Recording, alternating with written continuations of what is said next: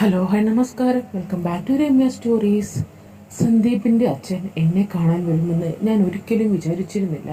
അയാൾ എന്നെ ഇത്രയും നല്ല പോലെ മനസ്സിലാക്കുമെന്നും ഞാൻ കരുതിയതല്ല. ഒരു പക്ഷേ സന്ദീപിന് പോലും എന്നെ ഇത്രയും മനസ്സിലാക്കാൻ കഴിഞ്ഞിട്ടുണ്ടാവില്ല. ആ രാത്രി എനിക്കൊരിക്കലും മറക്കാനും സാധിക്കില്ല. അമിതേ, ക്ലോസ് ദ ഡോർ, ഞങ്ങൾ പോവുകയാണ്, വരാൻ വൈകും. സ്ലീവ്ലെസ് ബ്ലൗസും സാരിയും ധരിച്ച് പുറത്തേക്ക് ഇറങ്ങിക്കൊണ്ട് അമിതയുടെ അമ്മ സുഗന്ധി വിളിച്ചു പറഞ്ഞു. അവരും ഭർത്താവും കൂടി പണക്കാരുടെ ഒരു കോളനിയിൽ സംഘടിപ്പിച്ച രാത്രി പാർട്ടിയിൽ സംബന്ധിക്കാനായി പോകുകയായിരുന്നു. ഇരുവരും LIC ഏജൻസ് ആണ്, സ്ഥിരം കോടിപതികൾ. ഇക്കാര്യത്തിൽ ഭാര്യയും ഭർത്താവും തമ്മിൽ മത്സരമാണ്.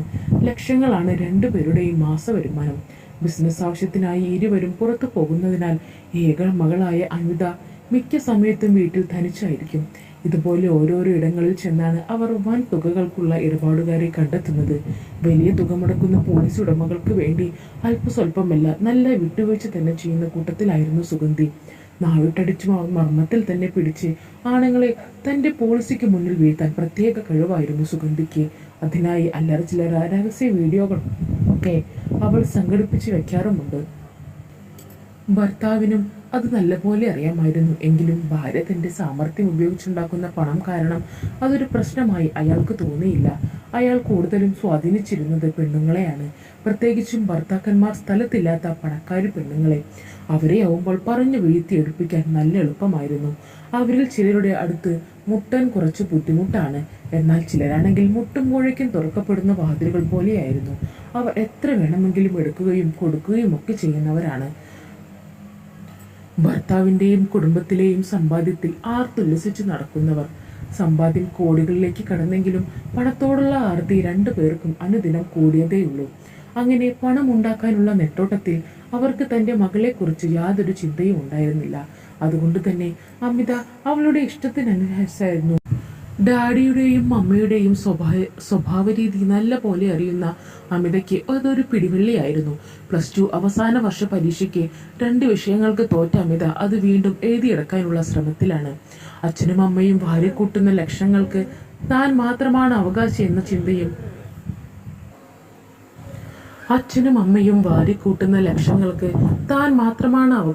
ചിന്തയും അവളെ അലസയാക്കിയിരുന്നു.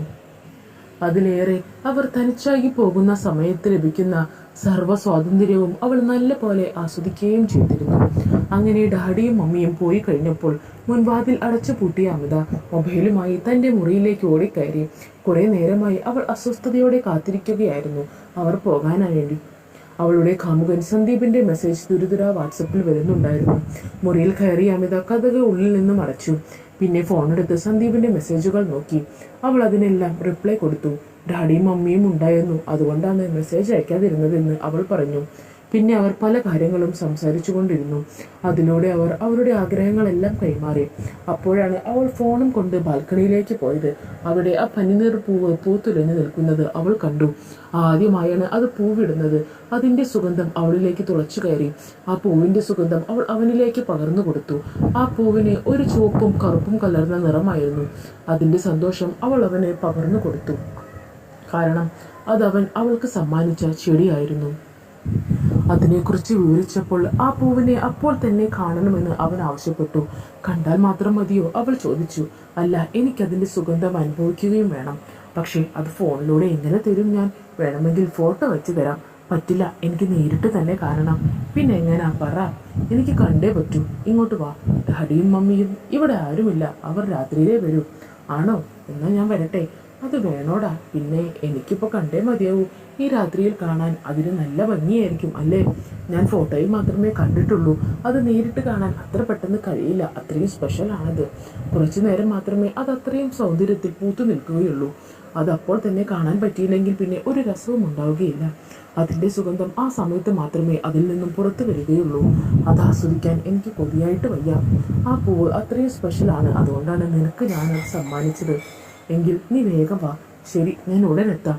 നിന്റെ ഡാഡിയും മമ്മിയും ചോദിക്കില്ലേ രാത്രി എങ്ങോട്ടാണ് പോകുന്നതെന്ന്? അവരും ഇവിടെ ഇല്ല പെണ്ണേ. വാവ്, എന്നാൽ നീ വേഗം വാ, എനിക്ക് വയ്യ.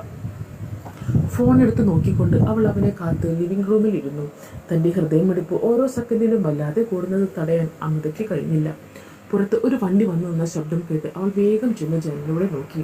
സന്ദീപിന്റെ ബൈക്ക് കണ്ടപ്പോൾ അവൾ ഓടി ചെന്ന് കതക് തുറന്നു. പക്ഷെ പുറത്തുനിന്ന് ആളെ കണ്ടപ്പോൾ ബ്രേക്ക് ഇട്ടതുപോലെ അമിത നിന്നുപോയി. അവളുടെ മുഖം വിളറി, ശരീരം വിയർക്കാനും വിറയ്ക്കാനും തുടങ്ങി. സന്ദീപിനെ പ്രതീക്ഷിച്ചിരുന്ന അവളുടെ മുൻപിൽ വന്നു പെട്ടത് അവന്റെ അച്ഛനായിരുന്നു. അങ്കിൾ എന്നവൾ വിളിച്ചിരുന്ന സദാനന്ദൻ.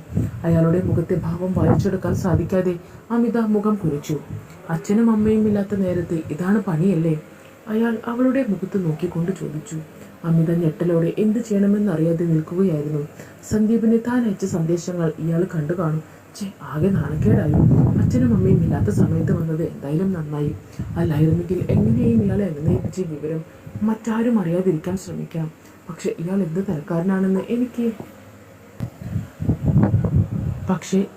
തരക്കാരനാണെന്ന് തനിക്കൊരു പിടിയുമില്ല. അയാളുടെ മകനെ താൻ നശിപ്പിക്കുമെന്ന ദേഷ്യത്തോടെ വന്നതാണെങ്കിൽ എല്ലാം തീർന്നു. അമിത എന്ത് ചെയ്യണമെന്നറിയാതെ നിൽക്കുകയായിരുന്നു. നീ അയച്ച മെസ്സേജ് ഞാൻ കണ്ടു. ഇത്ര ചെറിയ പ്രായത്തിലെ നീ കള്ളാമല്ലോടെ ആള്.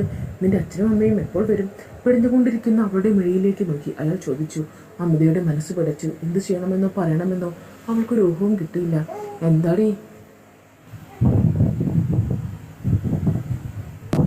എന്താടി ചോദിച്ചത് കേട്ടില്ലേ? എനിക്ക് അവരെ ഒന്ന് കാണണം. സദാനന്ദൻ അവളുടെ നിൽപ്പ് കണ്ട് ഇഷ്ടത്തോടെ പറഞ്ഞു. പ്ലീസ് എങ്കിൽ. അമിതയുടെ ചുണ്ടുകൾ മന്ത്രിച്ചു. പെണ്ണ് ഭയന്നുവെന്ന് മനസ്സിലായ സദാനന്ദന് ധൈര്യം കൂടി. എന്തോന്ന് പ്ലീസ്, നീ അകത്ത് വാ, വെറുതെ നാട്ടുകാരെ കേൾക്കണ്ട. അയാൾ വീടിന്റെ ഉള്ളിലേക്ക് കയറിക്കൊണ്ട് പറഞ്ഞു. അയാളിൽ നിന്നും ഇങ്ങനൊരു മുഖഭാവം അവൾ പ്രതീക്ഷിച്ചില്ല. അവൾ അയാളുടെ പിന്നാലെ ഉള്ളിൽ കയറി. ആ കഥകൾ അടക്കി എനിക്ക് നിന്നോട് ചേർത്ത് പറയാനുണ്ടോ? അയാൾ പറഞ്ഞു. തലയാട്ടിക്കൊണ്ട് അമിത തിരിഞ്ഞ് കഥ കടച്ചു. അവളെ അയാൾ ആശങ്കയോടെ നോക്കി. സദാനന്ദൻ മെല്ലെ സോഫയിലേക്ക് ഇരുന്നു. നീ അയച്ച മെസ്സേജ് ഞാനാണ് കണ്ടത്. അയാൾ അവളെ നോക്കിക്കൊണ്ട് പറഞ്ഞു. നിന്നെ പോലുള്ള പെൺപിള്ളേർ കാരണം കുറെ ദിവസമായി അവന്റെ ഫോൺ എൻ്റെ കയ്യിലാണ്. നിനക്ക് അവനെ ഒത്തിരി ഇഷ്ടമാണോ? സദാനന്ദൻ ചോദിച്ചു. അവൾ തലയാട്ടി. പക്ഷെ നിന്നെപ്പോലെ ഒരു പെണ്ണ് അവനെ ചെയ്തുമെന്ന് എനിക്ക് തോന്നുന്നില്ല. രാത്രിയിലൊക്കെയാണോ അങ്ങനെ ഓരോരുത്തരെ വിളിച്ചു കെട്ടുന്നത്? അത് എങ്കിൽ ആ പൂവ് കാണിക്കാൻ വേണ്ടിയായിരുന്നു. ഞാനത് കാണാൻ വേണ്ടി തന്നെയായിരുന്നു. ഏതാണാവോ ഇത്ര സുഗന്ധം കൂറുന്ന പൂവ്? അതെങ്കിൽ അവളുടെ നെഞ്ച് പടപെടാതിരിക്കാൻ തുടങ്ങി. കൈകാലുകൾ പറിച്ചു. അവൾക്ക് നിൽക്കാൻ പറ്റുന്നുണ്ടായിരുന്നില്ല. അവളുടെ പേടിയും തളർച്ചയും കണ്ട് അയാൾ അവിടെ നിന്ന് എഴുന്നേറ്റ് അവളുടെ അടുത്തെത്തിയതും അയാൾ പൊട്ടിച്ചിരിക്കുകയായിരുന്നു. അയാളുടെ ഭാവം കണ്ട് അവൾ ആകെ ഞെട്ടിപ്പോയി. മോള് പേടിച്ചു പോയോ? ഞാൻ ചുമ്മാ പറഞ്ഞതാണ്. എന്നോട് അവൻ പറഞ്ഞിട്ടുണ്ട് നിന്റെ കാര്യം. അതുകൊണ്ടാണ് ഞാൻ വന്നത് മോളെ കാണാൻ. എനിക്ക് മോളെ ഇഷ്ടപ്പെട്ടു. അയ്യോ എങ്കിൽ ഇങ്ങനെ പേടിപ്പിക്കരുതട്ടോ, എൻ്റെ ജീവൻ പോയി. മോളെ എനിക്ക് ആ പോകുന്ന കാണിച്ചു തരാമോ? മോൾക്ക് വിരോധമുണ്ടെങ്കിൽ വേണ്ട കേട്ടോ. അവന് വേണ്ടി മാറ്റി വെച്ചതല്ലേ. അതിനെന്താങ്കിൽ അവനായാലും മംഗളായാലും എനിക്ക് ഒരുപോലെയാണ്. അതിൻ്റെ സൗന്ദര്യവും സുഗന്ധവും എപ്പോഴും ആസ്വദിക്കാൻ പറ്റുള്ളൂ. അങ്കിൾ മനസ്സിലാക്കി. അത് അങ്കിളിന് കാണാനാണ് യോഗം. അങ്കിൾ വരും. അത് ബാൽക്കണിയിലാണ്. അവിടെ പോയാൽ നല്ലപോലെ കാണാം. അങ്ങനെ അവർ ബാൽക്കണിയിലേക്ക് പോയി. അവിടെ വെച്ച് അയാൾ ആ പൂവ് കണ്ടു. അതിൻ്റെ സൗന്ദര്യം കണ്ട് അയാൾ മതി മറന്നു നിന്നു. കുറെ സമയം അയാൾ അത് ആസ്വദിച്ചു. ആ ബാൽക്കണിയിലെ തണുത്ത കാറ്റിൽ അതിൻ്റെ സുഗന്ധം തട്ടിക്കളിച്ചു. അങ്ങനെ അവർ കുറെ സംസാരിച്ചിരുന്നു. പിന്നെ മണിക്കൂറുകൾക്ക് ശേഷം അതിൻ്റെ എല്ലാം ശമിച്ച സമയത്ത് അവൾ പറഞ്ഞു. അച്ഛനാണ് ഇത് അനുഭവിക്കാൻ ഭാഗ്യമെന്ന്. അതെന്താ മോളെ? ഇനിയും ആ പൂവ് വിരിയുമ്പോൾ അവനെ കാണാമല്ലോ. എനിക്ക് മകളെ ഒത്തിരി ഇഷ്ടപ്പെട്ടു. ഇനി സന്ദീപിന്റെ ഭാര്യയായി ആ വീട്ടിലേക്ക് കയറി വരാൻ എനിക്കൊരു പേടിയുമില്ല. ഇങ്ങനെ ഒരു അമ്മയച്ചനാണല്ലോ എനിക്ക് കിട്ടാൻ പോകുന്നത്. അങ്ങനെ എല്ലാം കഴിഞ്ഞ് അയാൾ തിരിച്ചുപോയി. പിന്നീട് പലപ്പോഴും ആ പൂവ് വിരിയുമ്പോൾ അവൾ അയാളെക്കുറിച്ച് ഓർക്കാറുണ്ട്. പേടിച്ചരണ്ട ആ ദിവസത്തെക്കുറിച്ചും. അപ്പോൾ ഇന്നത്തെ നമ്മുടെ ഈ മോട്ടിവേഷൻ സ്റ്റോറി നിങ്ങൾക്ക് എല്ലാവർക്കും ഒത്തിരി ഇഷ്ടപ്പെടുമെന്ന് കരുതുന്നു. ഇഷ്ടപ്പെടുവാണെങ്കിൽ ലൈക്ക് ചെയ്യാനും ഷെയർ ചെയ്യാനും സബ്സ്ക്രൈബ് ചെയ്യാനും മറന്നു പോകരുത്. അപ്പോൾ ഇതിൽ നല്ല കഥകളുമായി നിങ്ങൾക്ക് മുന്നിലേക്ക് ഇനിയും വരുന്നതായിരിക്കും. അതുവരേക്കും ബൈ ബൈ ഫ്രണ്ട്സ്.